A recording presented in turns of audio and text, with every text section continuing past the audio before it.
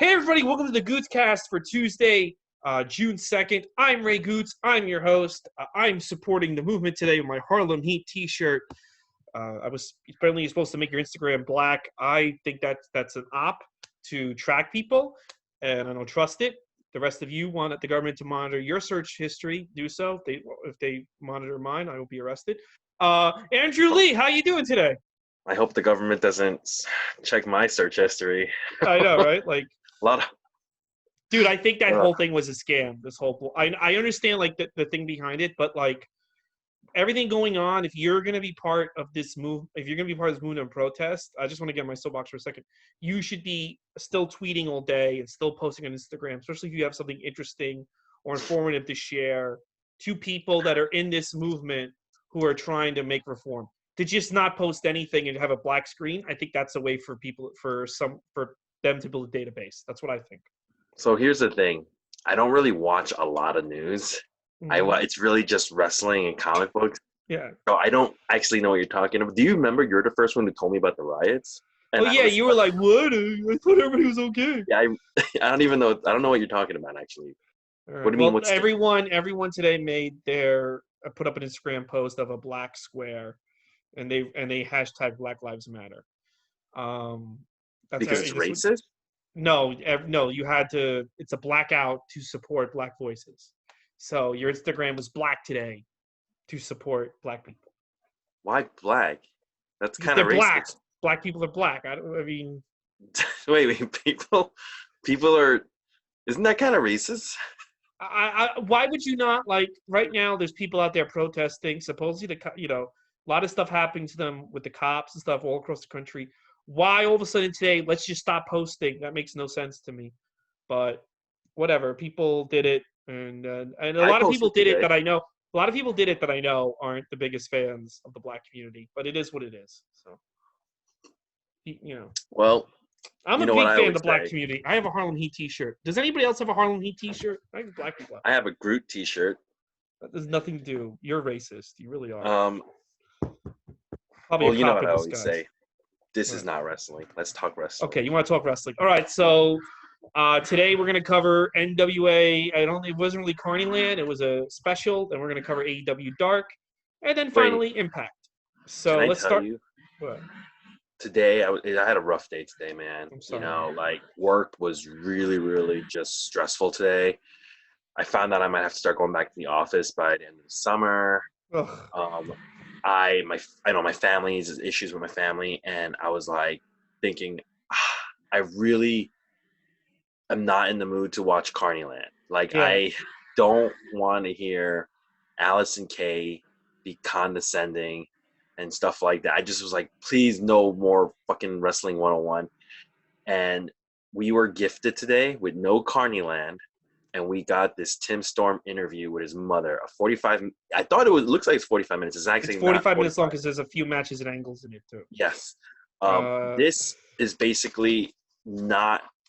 They try to bill it as it's part of Carnyland, but it's not really part of no, Carnyland. can I just tell you something? Spoiler Mm-hmm. alert. This was the best thing I watched tonight. This thing. And this was a million times better than Carnyland. A million. I can't say it's the best thing I watched tonight, but it was. Well, because you've seen a lot of this stuff previously. I haven't. So. Okay. Yeah. A lot of this will be recaps. Basically, it is. It starts off with a recap of Tim Storm in the first episode of NWA Power, which is their YouTube show. If anybody's not familiar with Tim Storm is the back that they rebuilt this NWA.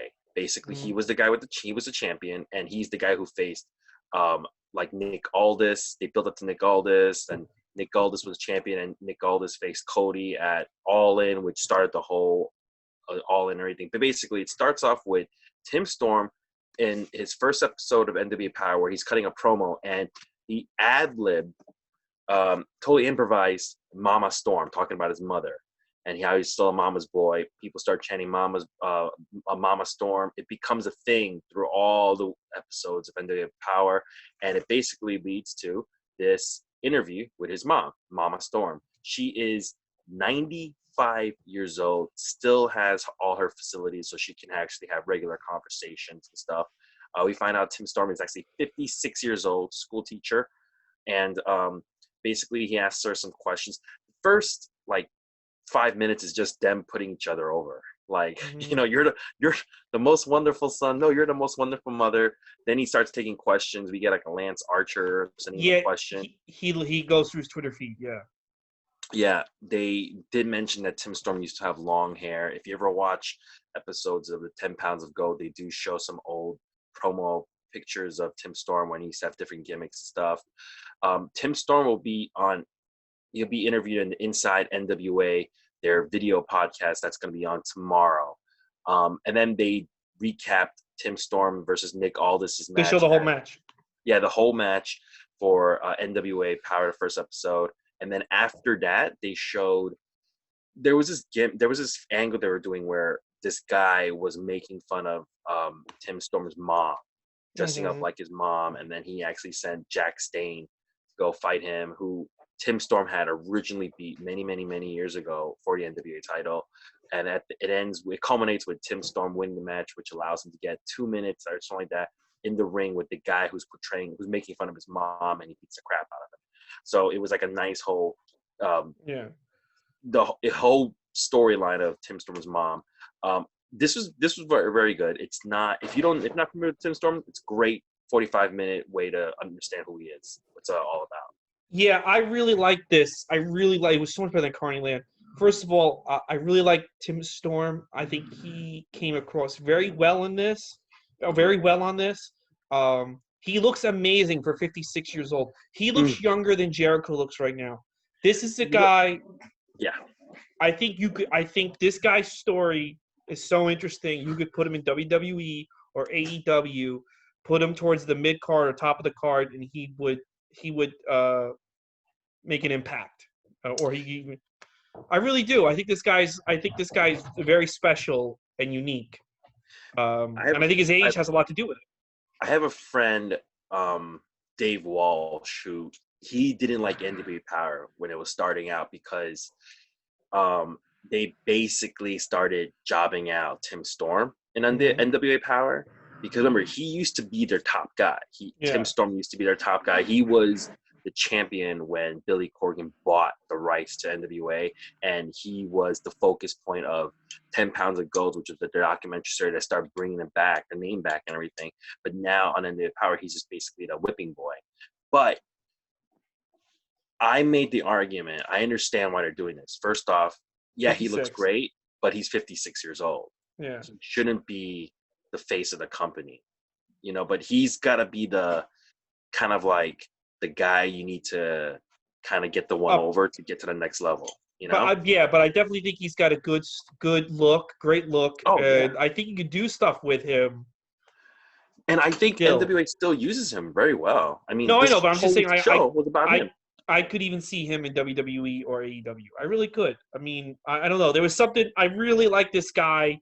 Even 2 weeks ago, the first episode of Carney Land, he stood out. Mm-hmm. And I enjoyed this because I didn't know a lot about this guy. And at the end of it, it's like, wow, I'm a fan. And this is how you get somebody over. Not this stupid fucking bullshit comedy crap they're doing. This is how you get people over. I want NWA to be more sports-oriented, more family-oriented, and this was the perfect way to do it. Fun fact, do you know that, remember, he was actually in the first All In. When there was the NWA Championship match. You know how Cody had seconds with him? He had like Tommy Dreamer and he had he had DDP and he had Tommy Dreamer and stuff. Yeah. Nick Aldis had Tim Storm as one of the guys, even though Tim Storm was the guy he beat for the title. Oh wow, okay. So and they were in a big feud, and he was like, I still want you in my corner representing the NWA. It was like, I mean, if you followed 10 Pounds Ago, it was a really cool moment to watch that. But he was in there. Tim Storm, good dude, old school wrestler. If you don't know anything about him, 100% recommend watching that. Yeah, it's on the YouTube. It's only 45 minutes. 45 minutes. It's a good. I think his mom's probably racist. It's a good. It's a good profile of a guy, and it gets him really over, and you'll be a fan of his.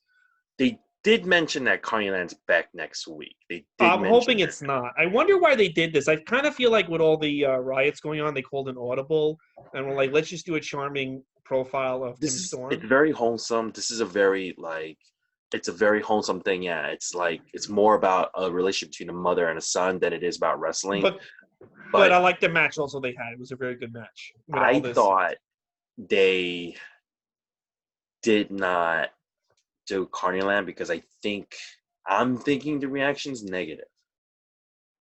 I Maybe don't like think there's it worked. maybe there's something like that's very Trump-like, and after what he did yesterday, they were like, we can't show this. That's what I'm They thinking. did mention a whole bunch of times about like they're picking the mayors, Yeah. the So it's candidates to definitely be a politically mayor. motivated. Yeah, and what do you call it? They're trying to get like people who are videos ready for the people who are going to be the candidates. Maybe that's why they need a week off because they need an extra week to get that ready. Maybe Yeah. that could be a reason why. But I'm not looking forward to that. But No, me Tim neither. But Storm might be one of the candidates. stop Carneyland. Just don't do stuff like this. The end. Yeah, you know who? Yeah. Never mind. Okay. So yeah, watch that. And Next up, sorry, no, go ahead. Next up, AEW Dark. yeah, which is another thing you should watch. Um, Actually, I think this was also 45 minutes. Yes. Before we Yeah, get to AEW Dark, can I give a little rant? of course. Okay. So last night, Linda Hogan tweeted out something very racist about the protesters. And I agree, she's a scumbag for posting that. Can you read it? Because it's actually kind of funny. Hold on. Because somebody sent it to me, and I did not think it was real because of the words she used.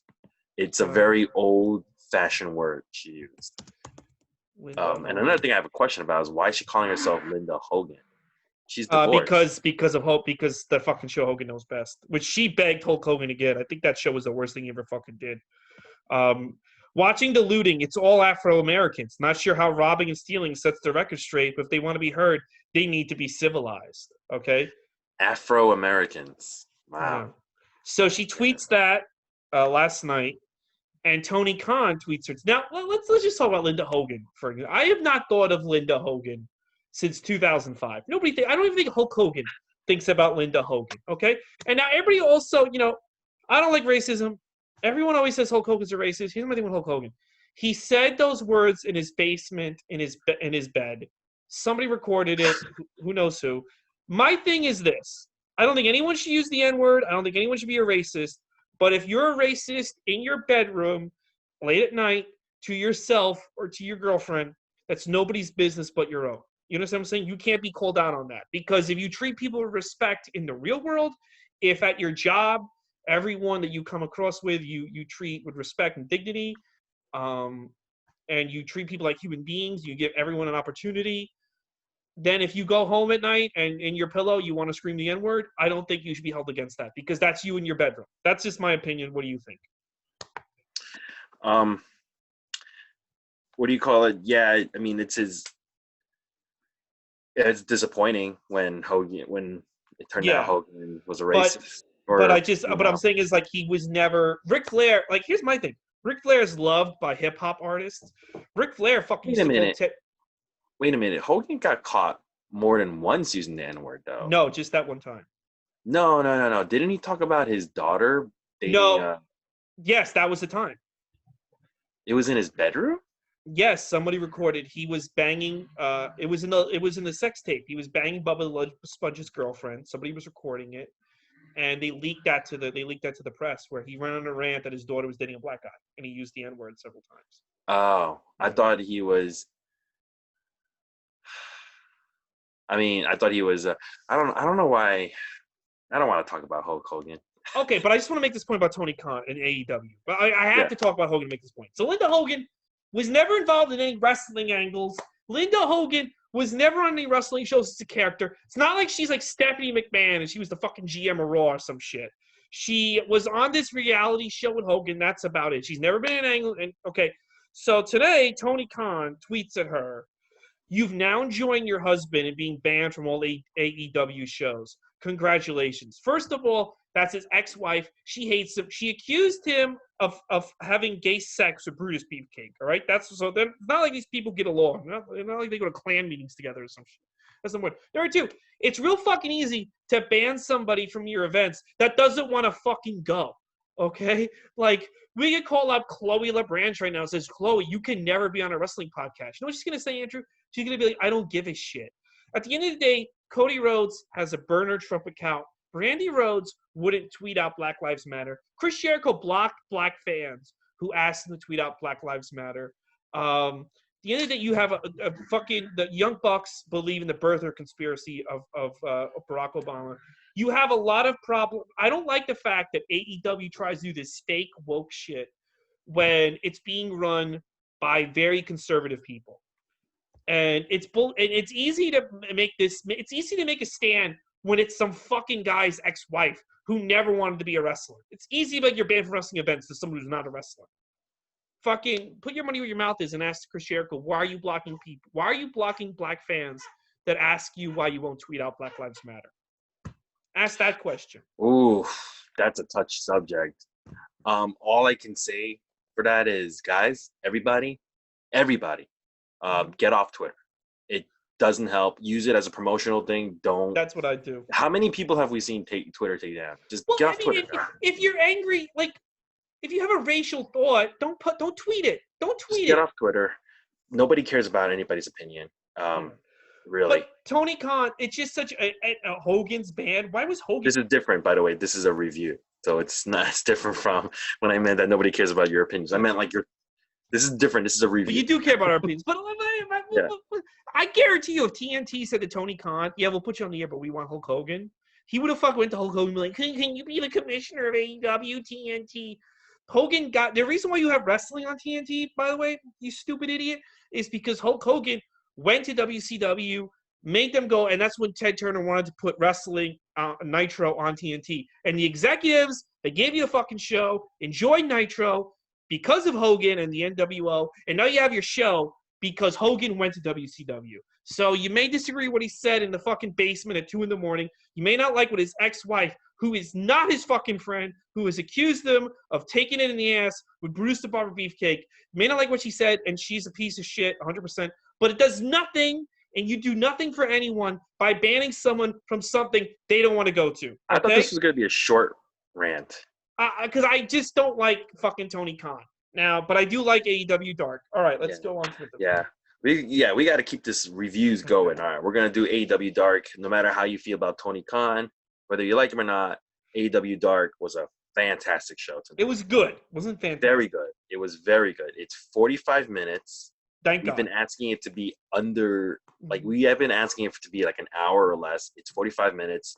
We get some matches and we get some storylines. First matchup, we got John Skyler versus Billy with Austin Gunn.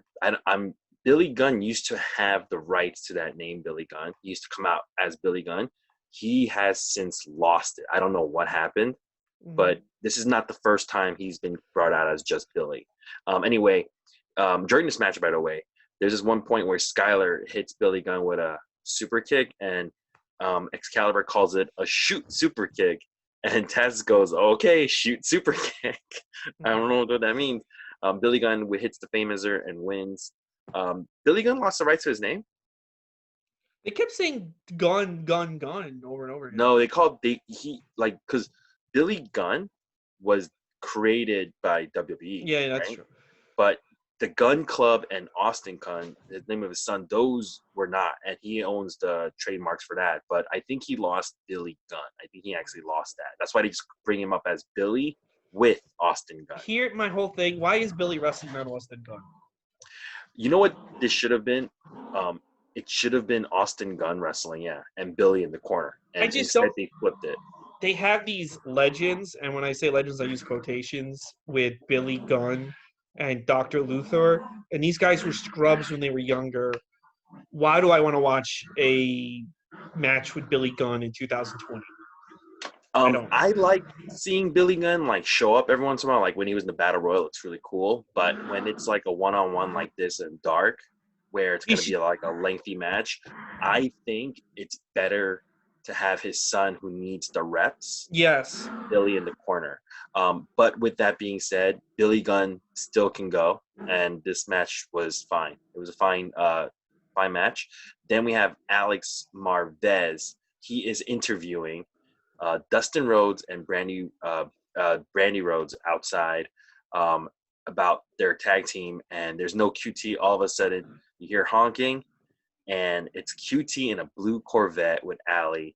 And QT comes out, and they're just like, dude, what are you doing? And he's like, well, man, it's like he's got new hair, he's got new car, he is just a man in his middle.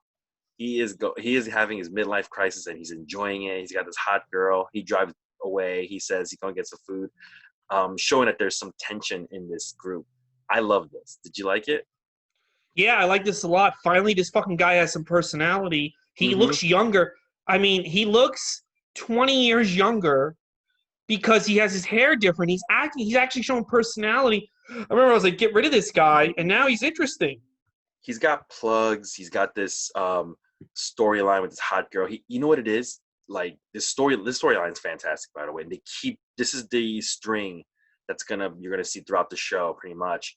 Yeah. Then you get our second match, John Cruz and Joe Alonzo. By the way, Joe Alonzo a couple of weeks ago, he did AEW Dark, and then somebody on Twitter accused him of making death threat calls to a lot of AEW like employees, like MJF. Do you remember this? No. Where MJF went on Twitter and was like, whoever prank called me, said my family member died or something like that, you're like F you and stuff. That wasn't funny. And people accused Joe Alonzo of doing it. He jobbed on AEW Dark before. Turns out, his match was cut out, right? No, that was another guy. I thought this guy was also not going to be back, but he's back. John Cruz, Joe Alonzo versus the Butcher and the Blade. They look good. They just demolished this tag team. I know. I thought the match went too long though. It was a little bit like too long, but it was just like but it did go a little too long. But it was Butcher and Blade like they made the commentary, by the way, is fantastic. They made a point saying, I have a feeling that Butcher and Blade could end this whenever they want. They're just like, well, then they should have. I went too long. I thought it went too long. I thought it showed their viciousness. It ends with them hitting like a vertical suplex onto the Blade's knees on John Cruz. Butcher and Blade look fantastic. It's a squash match, but they got all their shit in, basically. You don't like this tag team, right? No, I don't. Why not? I don't. Because they don't have any. They were kind of brought in with a stupid storyline. They don't have any direction. They treat them like idiots on a regular AEW show, and I think their look kind of sucks. I don't see them going anywhere. I love their look, man. I don't see them going anywhere.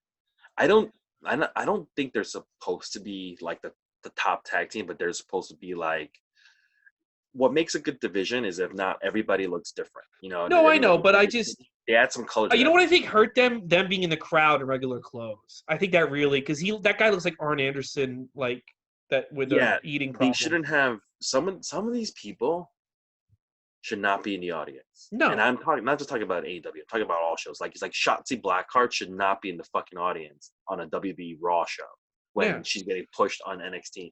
And Butcher and Blade, they're supposed to be like the no-nonsense tag team, and I get why you put them in the audience because you built that storyline with the Young Bucks and stuff. But even they kind of look. It looked like why are these two homeless guys? And then that's Butcher and the Blade. Like why are these two homeless guys attacking the Young Bucks? Yeah, I don't know. I just think that kind of hurt them a lot. Yeah, me personally, I love this tag team. I love their look, and I actually want more for them. Then we get our second promo for the night, which is also pushing their storyline. It's Peter Avalon, the Librarian, and Brandon Cutler, and they're getting interviewed. And they're talking about how last week they both were thrown out of the Battle Royal, and they're arguing who's the worst, who's the biggest loser. And Leva Bates, she chimes in and goes, "Hey, I'm the smart one in this group. You guys, two negatives make a positive. You guys, let's make a tag team." I like this. It made Leva finally look tolerable. Yes, that was good. And I like the storyline that they're going with it. You know what I started thinking when I was watching this? I was like, wow, AEW jobbers have better storylines than some of the top guys in WWE. It's ridiculous. Yes. Yeah. So we're going to go to our third match now. This is a women's match. Christy James. James? Is it? Yeah, Christy James. Yes. Who lost to Sheeta last week on Dynamite. And we were wondering why Jobber was getting so much offense. And looks like we know why now. This is the Brazilian girl who dances a lot. She was fighting Kalin King. And she wins with she reverses a cover and pulls the trunks and wins. Is this girl getting signed? I hope. Otherwise, what's the point of this? When you have 97 wrestlers and you don't have them have a match, you don't have Darby Allin have a match. This broad, I think she's great. I really like her look. I like this match a lot. Wow, I'm the opposite. It's the first time I'm watching like two jobbers go at it and one win. Maybe Christy is getting signed. I think she's getting signed. She's got a great look. Like her look looks great, but she sucks in the ring. And if you watch that match again, this whole women's division sucks. She stinks. She's like her gimmick is she's Brazilian, so she does a samba. She's dancing half the time. Her samba's terrible. It's not even good, but she'll do it multiple times throughout the match, and it just looks bad. And she is slow. If you watch some of her, like when she's like preparing herself to get hit, she's like on the level of Nyla Rose. And I'm not joking. I'm not just trying to say that. Nyla Rose. I like looking at her better than Nyla Rose. Was that Nyla Rose was like it was more like a routine than it was a real performance. Like she would get ready, she would turn around and just like freeze and wait for you to swing, and then she'll just be like, ooh, it looked freaking hokey. And this girl had moments of that. She is not the right person to sign. She is not ready. Well, but they're women. None of them are ready. This whole fucking division's not ready. Except for Penelope Ford. But she might be getting signed. But I did not like this match. I like the Jobber too. I thought the Jobber was good. The other girl, Kalin King, she was better. She looked like she got the Irish gimmick, so she's like Becky Lynch's older sister. She looks like a regular girl, but she was still hot. But she doesn't look like a supermodel. She just looked like a regular girl. The thing with Christy that I will admit is that she's got great gear. Her gear is solid. She's got a great look. It just it just wasn't doing it for me. That match that match wasn't good. Rewatch it, you'll see there's moments where I'm never gonna rewatch that match. I get too much to go on. Exactly. That's how good this match was. You don't want to watch it again. There's a lot of matches I don't rewatch again. That's not the only one. So. This next match I would watch again. And it is Big Game Leroy and EJ Lewis versus Santana and Ortiz. By the way, Big Game Leroy, I think his name is Big Game Leroy Green. He comes out with a Nintendo Switch. Yeah. Because his gimmick is he loves video games. And when LAX comes out, I keep calling him LAX, but Santana Ortiz comes out, he's still looking at his Switch, pretending to play. Santana just axe kicks it out of his hands and then just messes him up. This is a full-on beating. There's this great moment where Santana has EJ and he's stepping on EJ's hand and he's just grinding it and he's asking him, does that hurt? And then he kicks him in the face and he goes, it's supposed to hurt. Oh, it's fantastic. This is another squash. They hit the street sweeper on Leroy. If you want to see Santana Ortiz look like monsters, this is the match to watch, where they look vicious. They look like they're not that inner circle jokey thing. This is a different team. Yeah, it was a good squash. I enjoyed it. I liked it a lot. Remember, I don't even like squashes, but I saw the whole purpose of this. I was like, I don't enjoy squashes, and this was a good match. I would 100%. Somebody on Twitter tried to say that AEW is racist because the black guy's got no offense, and today's supposed to be a day. Black guy's got all the what? That the AEW is racist because the black guy's got no offense, and today is supposed to be a day to celebrate black excellence. And it's like they didn't know that a week ago. Okay? Oh yeah, this wasn't filmed today. Yeah. They filmed this what do you want to do? Go back in time and have those guys win? And that's not true. They did get some offense too. Well, that's not even true. They did get some offense. Yeah, I'm just telling you what they said. Then we get match number 5, the main event of AEW Dark. Brendan Cutler and Peter Avalon versus the Natural Nightmares. Entrances are fun. Peter Avalon and Brendan Cutler both come out separate tunnels. First time a tag team's done that. Then you had Natural Nightmares come out, and QT brings out Allie dressed in red, and he She looked puts her on great. commentary. And her commentary was great too. Commentary in this match was fantastic. They covered all the bases. Mm-hmm. There even was a point where Allie's talking about how she's getting QT to eat better, and Taz goes, "Oh yeah, you give him the acai bowls," but it. She was like, "Yes," and he kept bringing up acai bowls. Acai is not how you would pronounce it. I think it's a kai, right? Yeah, something like Acai that. bowls, but acai is the real name of Ultimo Dragon. I thought it was really funny, unless I could be wrong about this. But Allie went through the gamut of everything during commentary. Excalibur brings up Butcher and Blade because she used to be the Butcher and Blade's manager. He brought that tag team up twice, and Allie just completely just ignores it, which Mm-hmm. I like. She's just kind of ignoring that. Then you had mention Brandy. I don't know if you remember this, but remember the reason why Allie became the bunny in the first place was because of Brandy. Do you remember this?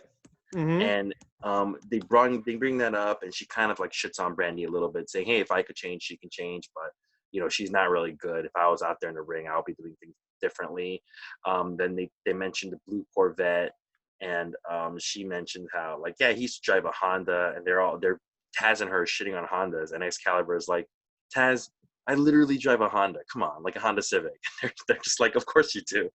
And what do you call it?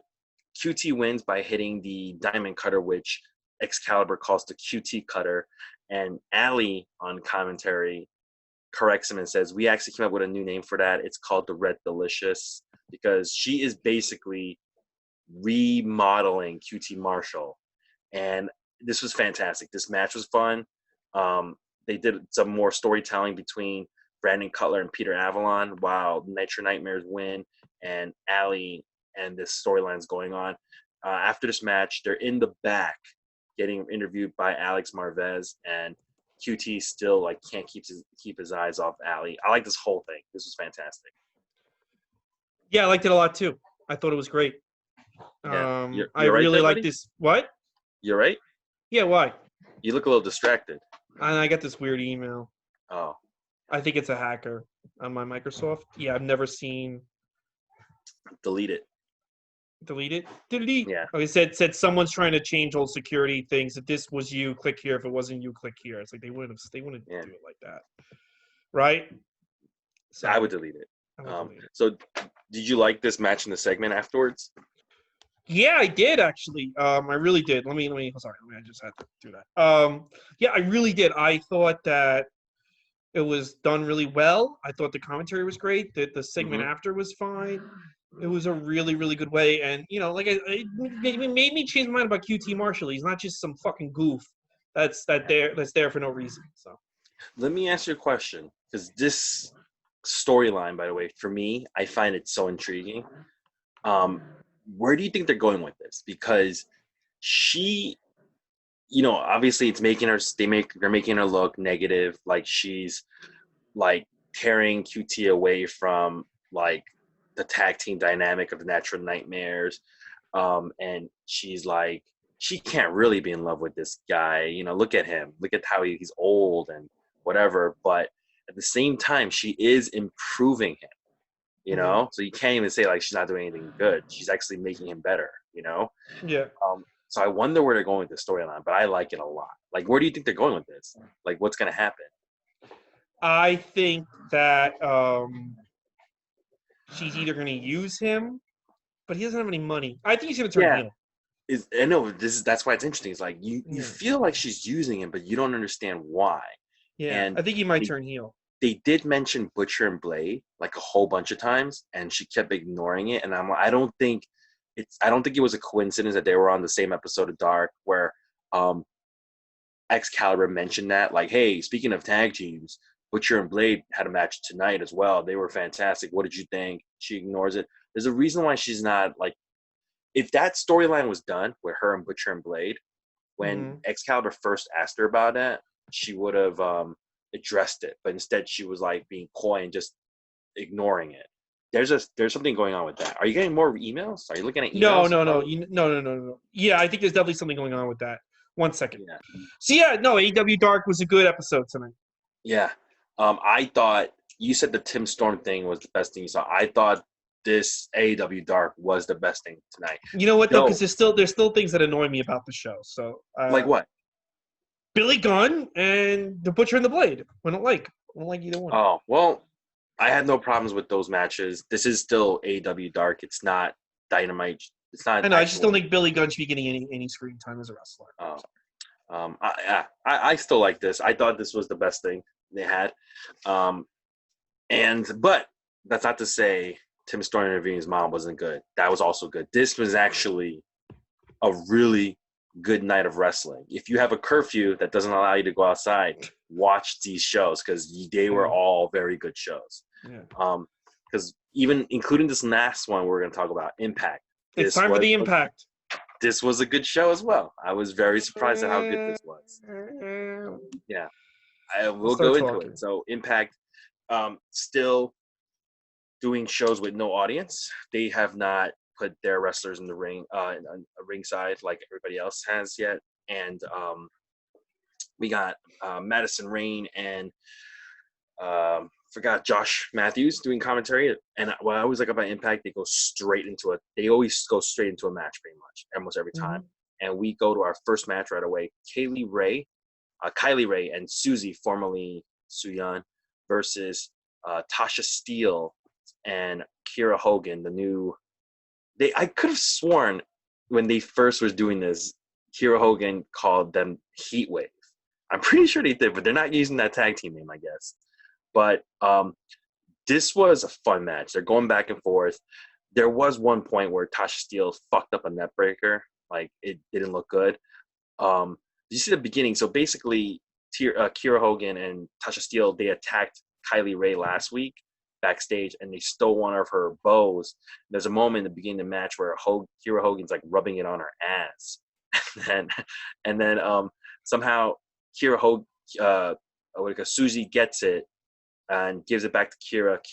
Kylie uses it to get strength, and she starts winning, but then Kiera Hogan ultimately hits like a twisting a fisherman cover on Susie, and Hogan and Tasha Steele wins the match. This was actually a fun match, and while I was watching this, you know what I was thinking? I was thinking, wow, there's 4 women in this match who are not even the top women in their women's division, and this was better than the tag team match that AEW had a couple of weeks ago, Dynamite, where it was their top 4 women. And I was like, they had less botches too. I was like, that's sad for AEW. This match is great. I like this. You know what? I was very critical of Kiera Hogan's new direction the past few weeks, but this new outfit she has on is fucking incredible. It was just she looked incredible, Kiera Hogan. I actually liked Tasha Steele and Hogan. They were good. They were good. But I was like seeing them in the ring and seeing like Kiera Hogan looked sexier than I've ever seen her before. And I liked the chemistry. What is Su Yung doing? What is this? Is she mentally ill? So I'm glad you brought this up because I don't like this either. So Su Yung, if you guys don't know anything about her, she's Rich Swann's real life wife. She had this great gimmick where she was like one of those like Asian ghost girls, you know, like the one with the long hair, and she's always in white. They called her like the undead bride, and she would come out with like she would have the entrance where like the girl from the ring would crawl out, you know. And she would have like, you know, sometimes when she would come out, she would have other girls dressed like that, like crawling out like a spider. It was actually really creepy. I don't know what happened, but there's this, they do acknowledge Su Yung is this girl, Susie, who's supposed to be like more of a doll, like a doll come to life. Yeah, they don't really like, you got to recap some of this shit more, because they try to do like these high concept stories, but they don't do a great job explaining it. So it's just like, why is Su Yung acting like she's like she has mental problems? I agree, but I will admit her entrance music is creepy as hell. Her entrance music was really creepy. That's true. Susie's, yeah. But this was a great opening match. I really liked it. Their women's division is really good. Then we get an Ace Austin interview, and because he is going to be wrestling in a main event for the number one contender and for the Impact Championship. And while they're getting interviewed, Moose comes out with the TNA title, and he goes, "This is the TNA title, man. Rob Van Dam's held this. Kurt Angle, like Sting. Maybe you should be challenging for this title and not the Impact title." And Ace Austin was like, "Maybe I should." And I like this segment. The only thing I would say is that both of those guys need to learn how to talk into the mic, because there were a few moments where it's hard to hear them, especially Ace Austin at the end when he was saying like, "Maybe I should." He didn't say it into the mic, so it's like really hard to hear it. But I like this. I thought this was fun. Ace Austin came out looking like a jackass. Moose came out looking pretty good. He's humongous. What'd you think? Yeah, like everything with Moose is fucking great. I love Moose. Yeah. Moose is my man. I love this shit. Yeah. Mm-hmm. You know what I didn't love? This next thing. Joseph P. Ryan, formerly Joey Ryan, comes out with OVE, the Chris brothers, and they fight Crazy Steve. I love Crazy Steve. He's very talented. It's not a bad match.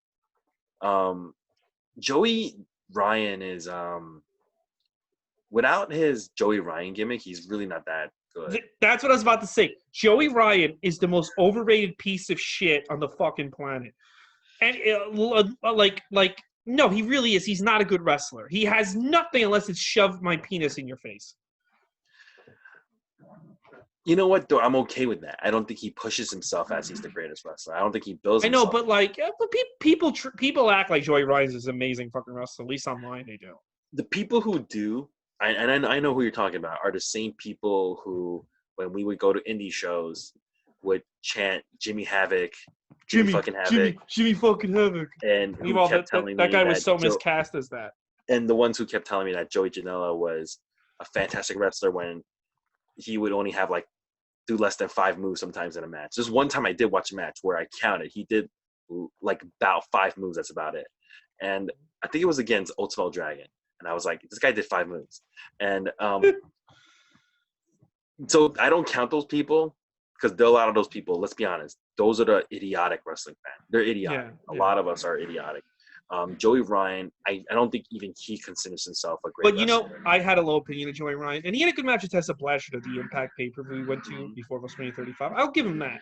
I had I was shocked at how bad this match was. When he does not have that gimmick and he's just wrestling as a regular person, it was bad, this fucking match. This match was bad. Crazy Steve was carrying it the best he could, but it's hard to when Joey's got most of the offense. What ends up happening is the Chris brothers cause a distraction, and Joey Ryan hits him with Joseph P. Ryan hits Crazy Steve with a super kick, and he wins. Now, this is the part that I didn't like. Oh, yeah, me too. OVE's in there with Joey Ryan, and Joseph P. Ryan's cutting a promo, and it's about them trying to join his group, Cancel Culture. And he turns to Jake, the blonde Chris, and he goes, "If you want to be in, you must sacrifice." And Jake ends up kicking his brother Dave in the face, I guess breaking them up. But I don't understand why I had to do this, because in this match, both of them helped Joey Ryan win. Why do you need to kick one out? Do you think one of them doesn't want to sign, or one of them works at a hospital, as a pretty intense job? Do you think maybe that guy's like, "Listen, things are ramping up. I can't be the tapings anymore." So they're like, "We got to write you out." Really? I did not know this. One of them works. Which one turned bad, Jake or? Jake turned bad. Okay. Blonde one. I think it's Jake. But one of them has a pretty intense hospital job. It must be they do stuff for I think they. Maybe I'm wrong with this, but I think he works with people that are literally about to die. Well, the only thing I can say is they should have done this better. Because but here's my thing. I used to shit on OVE, and now they broke up and we were Joey Ryan. I was like, this is how I know Joey Ryan's gimmick is bad. And this, I was like, oh my god, not OVE. Why would you bring up OVE? Why would you bring up OVE for this? First of all, I think they need a better name because that name was Ohio versus everything. But I did like when I saw them live at Bound for Glory 2018. I really liked the energy they brought. And why would you break them up for this lame fucking gimmick? One of the things about OVE, including Sami Callihan, if you go pay money to go see them, they will give 110%. All right, I'm just talking about these two. I'm not talking about Sami Callihan. No, even Sami. Sammy's the guy who brought these guys in. Slammiversary 2018. I mean, I'm sorry. Bound for Glory 2018 was an amazing pay-per-view, by the way. Every match delivered. But I don't care for OVE. I really don't. But I like OVE better than whatever the fuck they're about to do with these guys. I don't know. I can't say that because I've seen OVE do some stupid fucking shit. I just don't understand like why you would need to kick one brother out when they're both like. Usually when they do wrestling does storylines like this, one guy's more like. That's resistant. why I think one guy's not can't make the tapings, so they were just like, let's just go. Yeah, but usually when you do a storyline like this, where you're gonna break up a tag team and it's influenced by some weird guy from the outside, one of the tag team members is more resistant. He's just like, nah, I don't trust this dude, man. I don't know, and then the guy who's more following, he ends up attacking the guy who's like, doubting. But in this case, both the brothers were not doubting. Both the brothers were for cancel culture. So why would you need to kick one out? It's not like Dave Chris was like, I don't trust this Joseph Ryan. No, he helped him. He helped them win. I just think the only reason is one of them can't make the tape. That guy, the one who got kicked out, can't make the tapings anymore. No, I understand that. I'm just saying that's the only. I know it doesn't make any sense. They just should have done this better. Yeah, it just made no sense. We go to match number 3. We got Rohit Raju, which I'm glad I thought they were going to cancel this match, versus Chase Stevens, who is an original from TNA Wrestling. Very long match. Rohit Raju wins with a jumping stomp on his back, on Chase Stevens' back. And then he cuts a promo looking into the camera about how, like, it's my time and all this. Rohit had a lot of intensity. I always loved his intensity. And as soon as he's, like, the camera's zooming out, we see Rhino crawl into the ring. And as soon as Rohit turns around, Rhino gores him. I like this. The match was a little too long, but I like that Rohit's finally getting his chance to shine. And I didn't like this. What didn't you like about it? I don't like Rohit. I think he's boring. I don't like this guy. This is like two people who I know are gonna go nowhere, so I can't get into the match. Now you get shoved Rhino with this fucking dude. Poor fucking Rhino. I didn't like it. I've been following Rohit ever since he's been in Impact. So for me, I'm actually glad he's getting this push. I just think he's a guy that's gonna go nowhere fast.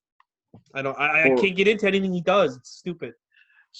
For the longest time, he kept getting saddled with shitty Indian wrestler after shitty Indian wrestler in Desi Hit Squad. But now he was always the workhorse in the tag team, and I'm finally glad he's actually getting something. So me personally, I'm glad. The match is too long though. Yeah. Then we get Jessica Havoc and Nevaeh getting interviewed, and Nevaeh speaks, and the whole time I was thinking, Nevaeh looks and sounds like a female AJ Styles. Like she looks like now I'm not going to be able to hear that. She looks like him and she sounds like him. And I could not recall anything she said because that's all I was thinking. You didn't feel that way? No, I didn't, but now I can't unhear it. Then we get locker room talk with Madison and Johnny Swinger. Johnny Swinger. They're what do you call it? They're interviewing Chris Bay, and Swinger is fantastic. Keep going like, hey, he's gonna get all the Rizats, and they basically talk about how they're gonna have a tag team match against Cousin Jake and Willie Mack next week. What do you think about this? Oh yeah, everything with this Johnny Swinger guy's gold. I mean, him and Moose, the MVPs of these shows. The fact that he keeps bringing up Rizats, it's so fucking funny to me. Hey, we got all the Rizats. Hey, you got my pills? It's so funny. Next up, I thought this was really smart to show was Bobby Lashley versus Drew McIntyre. Impact Wrestling always does a flashback, which means they'll always show a match from like somewhere in the archives. Because remember, Impact has been around longer than WCW. They have a humongous library, and they showed, Drew McIntyre versus Bobby Lashley. And you know what? Laughed. It was really good. I want to go back because we have Impact Plus. I want to go back and watch the full match. Dude, I've started laughing. I was like, dude, they're so smart. They're so smart, you know? It was really good. I won't.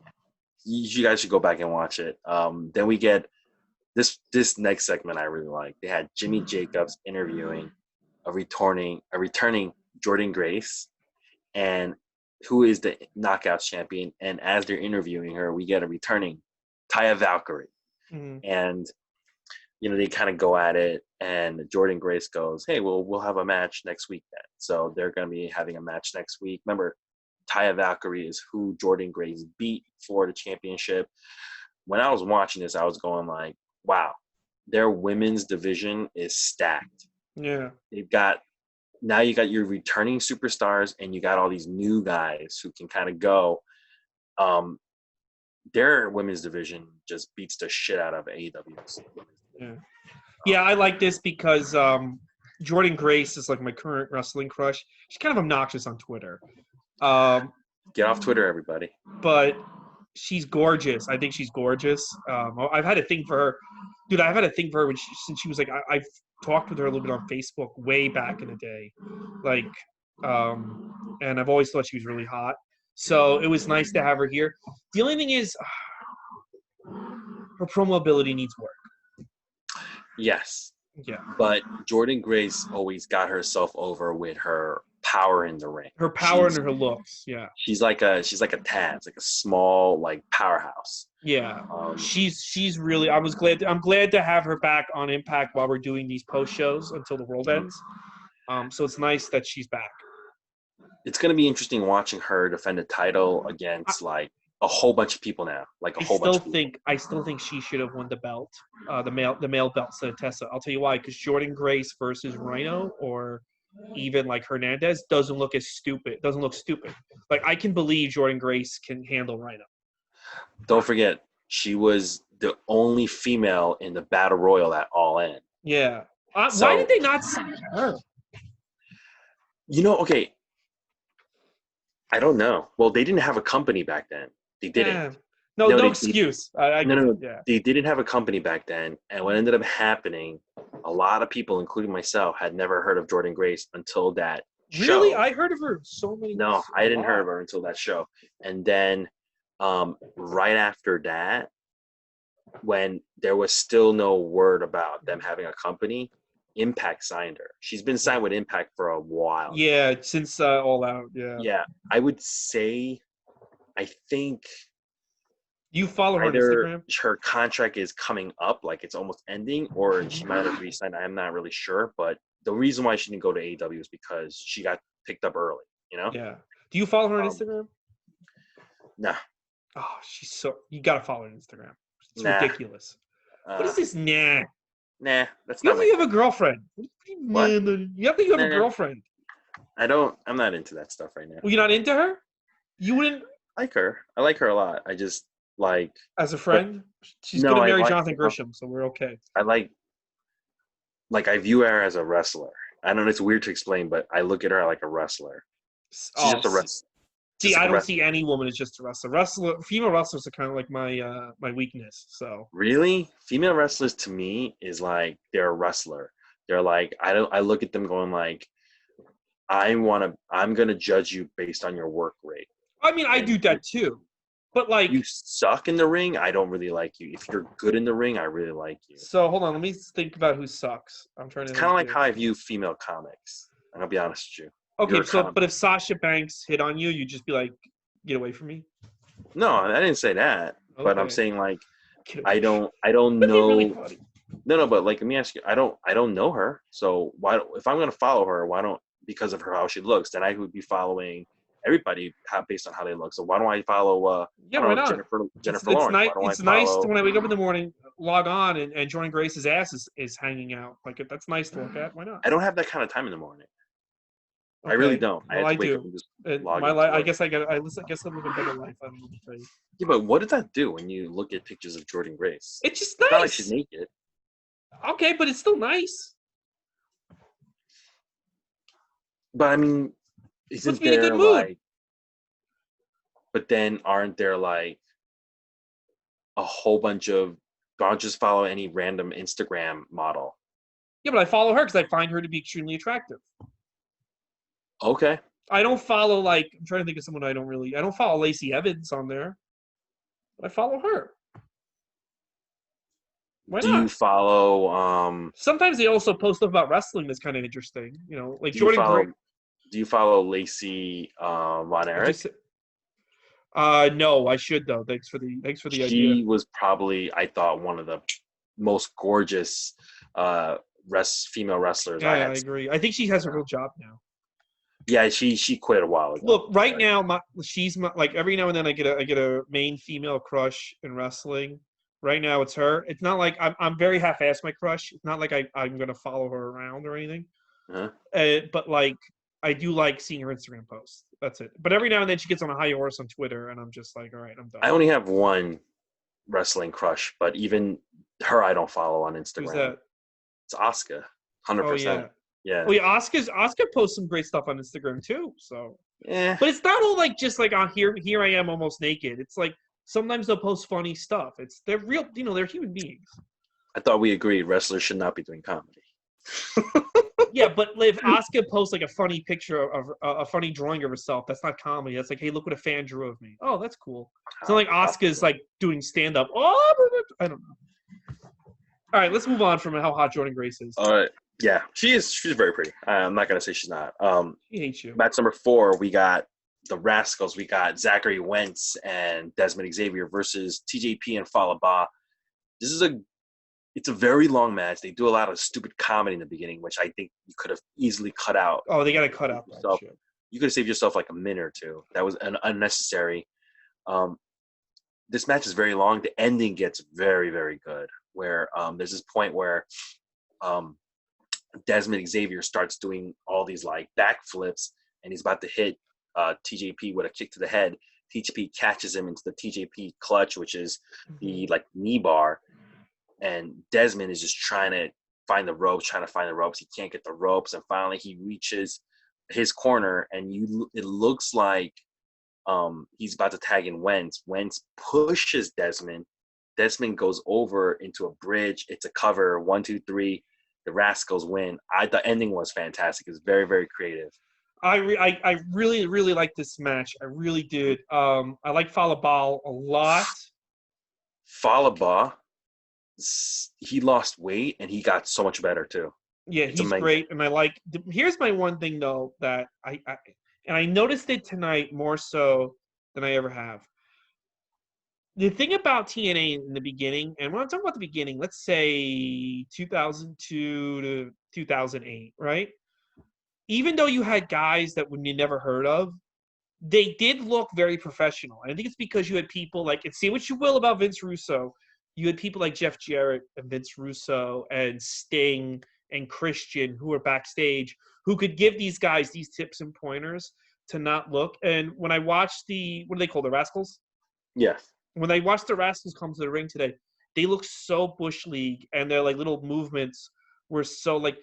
I do think they need to show these guys how not to be so Bush League, and even like the comedy they did to start is so indie and Bush League. It doesn't belong on this show, and I know this show now is more indie-rific than it was a real production, but like they need someone back there that can show these guys how to look like real. Because AJ Styles looked like a star in 2002. I mean, he just did. He carried himself. And I think a lot of it was because you had Jeff Jarrett and Vince Russo coaching him, on how to walk to the ring, on how to, like, little movements like that make – and then because this match is great. These guys have all the talent in the world, but little things that Falabal do and the Rascals do make you think, like, these guys don't know they're on TV. They're wrestling like they're in their basement, so – I see your point, and I agree to it. There is some points where I don't know if they're Coached. purposely not getting any guidance or if they're not getting any guidance accidentally, because I feel like Impact, since Scott D'Amore and Cyrus took over, they kind of let a lot of guys do what they want, you know? Yeah, but not every guy, because some guys look worse, as we can tell with Ethan Page. Thank God they had no North fucking segments. Yeah, I know. One thing I will say about that, and I'm not saying they can do what they want, but there should be somebody there being like pointers, because I agree. even like Triple X came out. I think they were, because they had Eli Skipper with them. These guys look like superstars, even though the show is kind of shitty. A lot of these newer guys carry themselves in a certain way that they don't anymore. So I agree. Yeah, like it's nice that you want to give everybody creative freedom, but you also have to give them guidance. Yeah. And I think there maybe that's, I don't know if they're doing that, if they're not doing it on purpose or not. I don't know why they're not giving no guidance, but they could use some. Yeah. But overall, if you're just looking at work rate, this match was good. It was great. It was a great match. Then you get another video package about Deonna Purrazzo, the virtuosa. She did great. This was fun. She's debuting next week. Now I know a lot of people are wondering how come AEW didn't sign her. This is my theory. Idiots. No, this is my theory. She originally was supposed to be an All In. Do you remember this? Mm-hmm. And she was in there. They had the thing. You know how they would say, like, they would have your name and say Deonna Purrazzo's All In. Remember? Yeah. She would do that. And then she got signed by WWE and she had to drop out. Do you remember this? Yes. And I think they hold that against her. They won't say it, but I think they do. And that's why they didn't pick her up right away. And I think, you remember this, Rey Mysterio, same situation I have with Rey Mysterio, but Rey Mysterio said, no, I'm not dropping out. I'm staying committed and I'm still doing All In. So if you remember, he did All In even though he was signed to WB. And I think they were hoping to expect the same thing from Deonna Purrazzo. But here's the thing. AEW didn't exist back then. It was just a one-off show. And I don't blame Deonna Purrazzo. Rey Mysterio had the clout, not Deonna Purrazzo. Exactly. He had clout. She did not. But I think, this is my theory, that's why they didn't sign her. But if that's the reason why they didn't sign her, that's a very petty reason. That's very petty. Well, they love Trump, so. Yeah. What do you think? Do you think that's legitimate, or you think? Because I was trying to figure out why they didn't sign her. I'm like, well, maybe she didn't. Maybe she didn't even go to them. Maybe she just went to Impact. Yeah, you know what? I also wonder. A lot of women are picking Impact over AEW, but no one's saying why. That's another thing. I heard rumors that Kylie Rae was harassed backstage, and that's why she abruptly left, and nobody wants to say it. But dude, that's another thing I was going to ask. I was like, Kylie Rae was getting pushed as the face of the women's division before Rio. Before Rio, it was supposed to be Kylie Rae, and she left all of a sudden. And I'm trying to figure out what it was, and nobody will say what it is. And I feel like you might be right. She might have gotten harassed or something like that. Well, it's weird that these women, like when AEW opened, people asked Jordan Grace, "What about AEW?" No, I'm happy with Impact, and she signed an extension. And it's weird to me that like all the women in AEW are kind of like scabs or Japanese runoffs. Say what you will about the current champion, but like, come on. It's weird. I know, but nobody cares about it. People would be more into Jordan Grace champion or fucking. The thing with Cheetah is she, in the beginning, especially, she had no charisma, and she's starting to develop it now. No, I know, but what I'm saying to you right now is like it's very minor league, the women's division compared to their men division, and even like Leva Bates, who was like one of the biggest name in it, was fired from WWE because she got wasted with fans after Takeover Brooklyn, and WWE was like, "Forget you." So like, it's all kind of cast-offs. Even the women who are really. So it's weird to me that a lot of women have left, and they've just automatically gone to Impact as opposed to there. So it says, I think there's something going on that we don't know about. There's some. I agree. I thought. Me thinking personally, I think it's maybe more of a pay issue maybe they're not offering women, or maybe somebody there's a fucking creep, or somebody there's a fucking creep. Yeah, but and somebody really high up is a fucking creep. Yeah, because it has to be somebody really high up. Like something's going on. Something is going on. That's why you don't do. That's why I get annoyed with that Linda Hogan gesture. Don't make don't make empty virtual signal things that mean nothing when everyone knows there's something weird going on with your company, because you're gonna get exposed and you're gonna look worse than Linda Hogan. So man, when that can of worms opens up, because they don't believe in COVID. No. I mean, there's so many coded things every episode. We went over that. Apparently now nobody believes in COVID though, except for Impact Wrestling. It's gonna be bad when they open up the doors. We'll see what happens. But then you get a Rosemary and Johnny Bravo segment where Bravo's starting to enjoy Rosemary's company, but then he gets a call from Taya Valkyrie, so he leaves. Rosemary is 100% one of the worst things on the show right now. This story's really going nowhere fast. And I hate this gimmick of how she's like doing the Addams Family humor. I can't stand it. It's the like, oh yeah, I'm going to talk about dark things like it's a normal thing, like it's normal that like I'm going to poison this apple, and it's like, oh, everybody does it, kind of like. It's like, dude, that's so 90s, so hokey, it's so fucking hokey. It's the worst thing. I don't even know what the point of this is or anything. It's horrible. It's a waste of I used to look at Rosemary as like, dude, like that's the one girl that WWE can't get. Like I used to look at her like, dude, she's like the girl that the WWE, like if she ever went to WWE, it'd be fucking bonkers, because there was a time where she was the only one doing that really dark gimmick. Well, So when I went to the, the company more than I do. Remember that you went to the pizza party? I went to the New Jersey All Pro show, the comedy show. Dan Barry wrestled Allie and her, and they were a really good tag team. That's another one. Why would it? When Allie went to AEW, why didn't Rosemary go with her? They would have been amazing together. That's another weird thing. That like those two had really good chemistry together as the tag team. It was a good, because Allie's like super like cheery and she's like dark and fucked up. It was a really good tag team, and they had a really good match with Dan Barry and his partner. By the way, the Pizza Party show was a better show. Well, my friend Dan Barry was on that show. So dude, Shotzi Blackheart was on that show. Okay, what do you want me to do? Well, and I don't care about Shotzi Blackheart. We had Robbie Eagles. Okay. We had Alex Zane, who's now in ROH. Dude, our show was better. Oh, we don't cover. You know who one of the referees was? Aubrey Edwards. Well, I don't like her. So. Yeah, and this is before she got signed. You know how much heat, by the way, heel is going to get if she takes a ref bump from a heel. That heel's going to get booed out of the building. Yeah.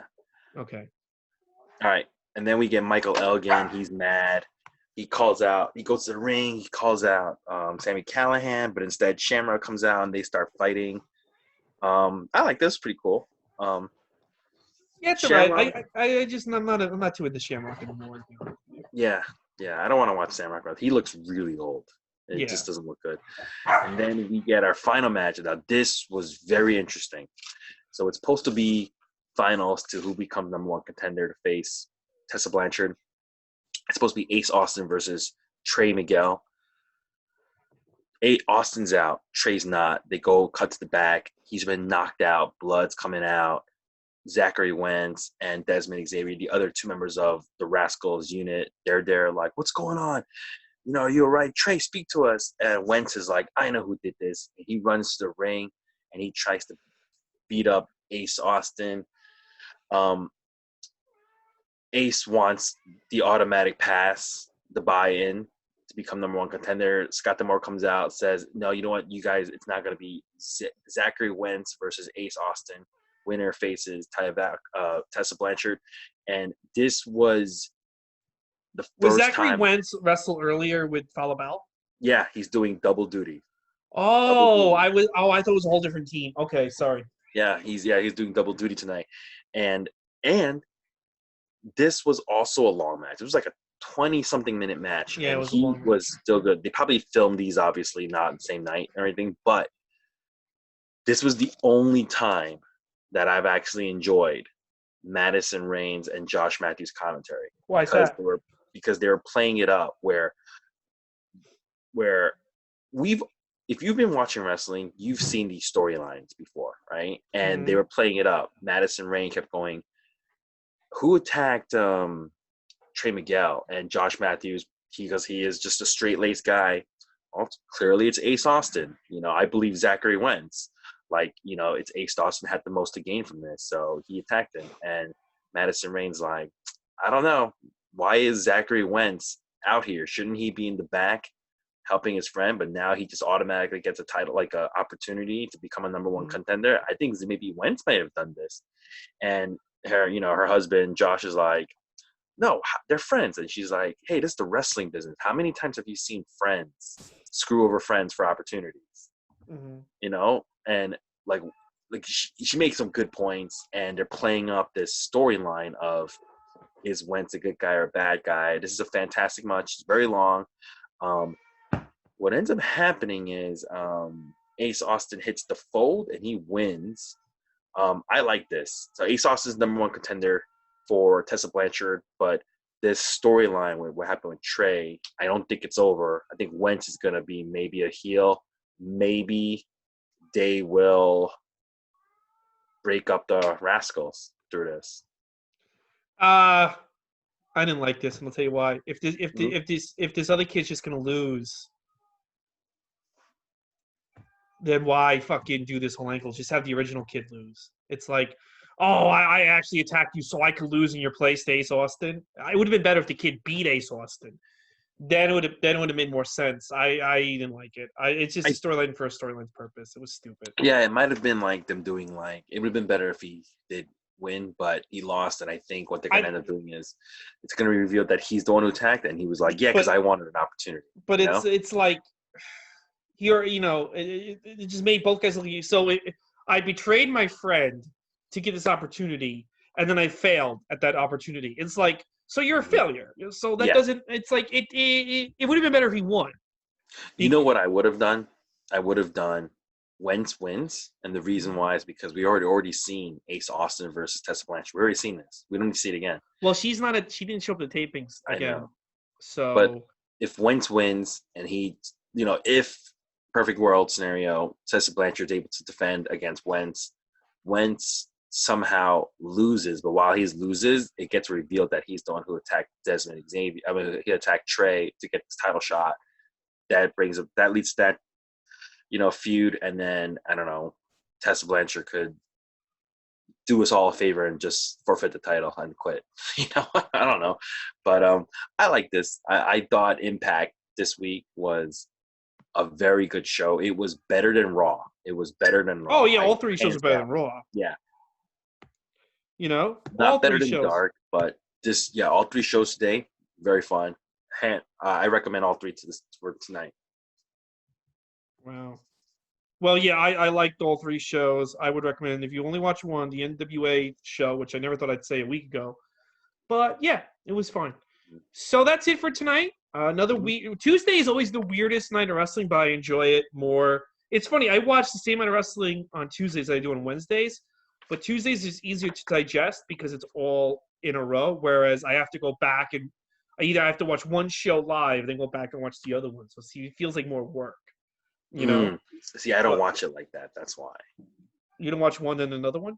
No, I don't. How do you watch them? I DVR both, and then I watch them when it's all over. See, I watch one live because I'm going to be sitting here anyway. So how many more weeks do you think we're going to be doing this till comedy comes back? I think at least 2 more months. 2 more weeks only? Months. Yeah, probably. Months. 2 more months? Yeah, probably. Well, who do you want to, like, if the comedy comes back in 3 weeks, do you really want to go to the comic strip and potentially catch COVID on a Monday? I don't know. I'm just taking it 1 week at a time. I'm taking a day at a time. And you know what? You should take it 1 day at a time. Tomorrow, I will be here with Ashley Martins on the YouTube channel. We're going to be reviewing Space Force. And on Thursday, me and Andrew Lee will be back to talk about the Wednesday Night Wars. Yes, what's going to happen tomorrow night? I don't know. We'll find out. Hebrew All right, guys. Thank you so much for listening. And stay safe out there. Don't get fucked up by the police or by subscribe.